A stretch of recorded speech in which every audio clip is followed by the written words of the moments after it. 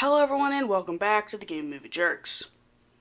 In today's video we are talking about something very mysterious. This area doesn't have a lot of information surrounding it, so I will be speculating quite a bit today. The area I am talking about is, of course, the Colosseum of Fools, which you already knew if you read the title of this video. Let's start off with some basic information. The Colosseum of Fools is built inside the carcass of a massive and ancient bug. Chains dangle everywhere, presumably to keep the bug's shell from collapsing, but also to keep the little fool and some others chained up.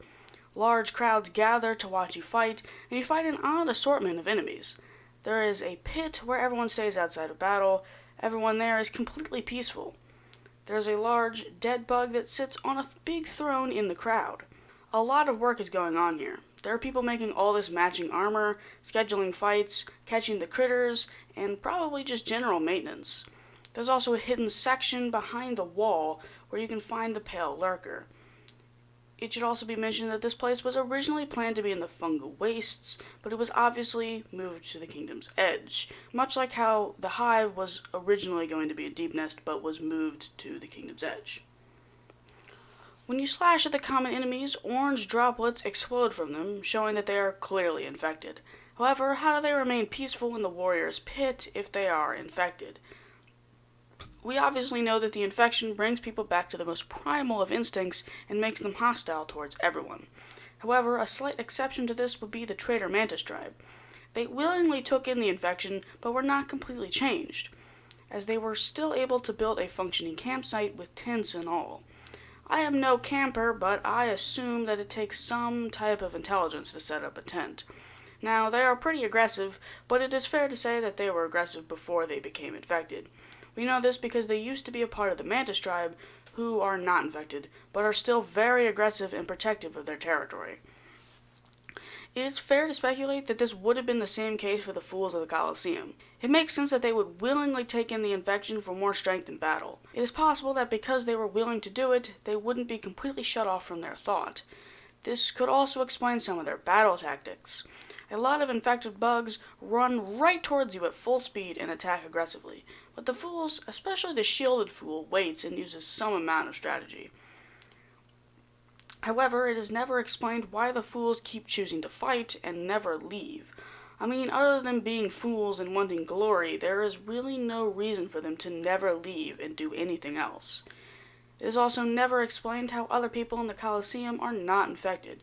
We aren't really sure how the infection spreads from bug to bug, but these spectators are very close to each other and pretty close to the infection, especially with how far those droplets spread.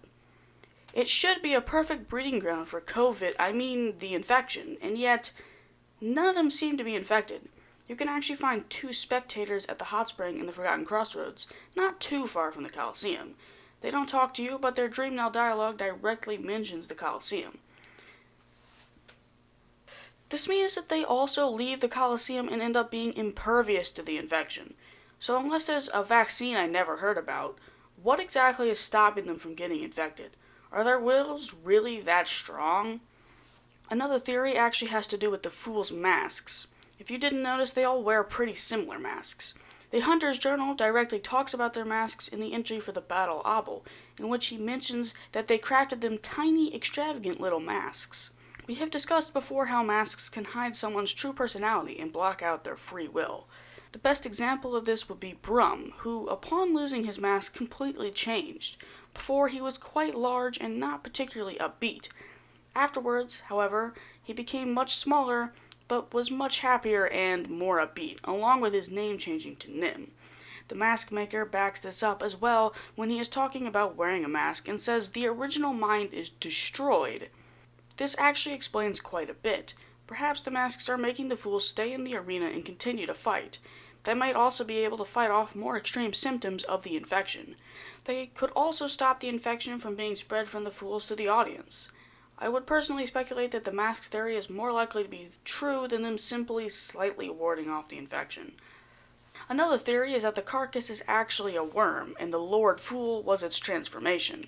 This does make a little sense, but we never actually found out whether or not a worm can transform infinitely or just once. I speculated earlier in the series that the Pale King didn't transform again because he was probably killed by the Void. I completely left out that maybe they can only transform once. Or maybe it really was because of the void. And if that's the case, then the Lord Fool is clearly dead. So where is his second transformation? This whole worm theory was most likely just brought up simply to give the answer of magic mumbo jumbo to all of our questions. Which makes sense. We really have no idea what all a worm could do.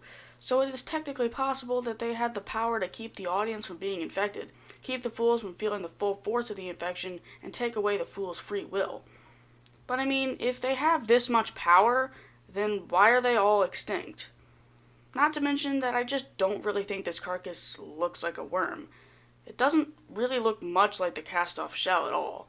Obviously, we only have one other worm to compare it to, but as you can see, the Colosseum carcass has appendages at the front. You could argue that there could be other variants, but I feel like we would have heard about these somewhere. Not to mention that he didn't even try to start a new civilization, like what most worms do. One other important thing to mention is the shade trap in the warrior's pit. This is obviously mostly just for gameplay, as you would need to get your shade somewhere other than in the arena. However, I don't see why they couldn't just put the shade outside the Colosseum. I mean, no one would really care, right? But since they put it here, it must be connected to the lore in some way. Why would they need a shade trap when void entities are very rare and mostly unheard of? A fun theory is that the pure vessel was trained here, but I kinda doubt it.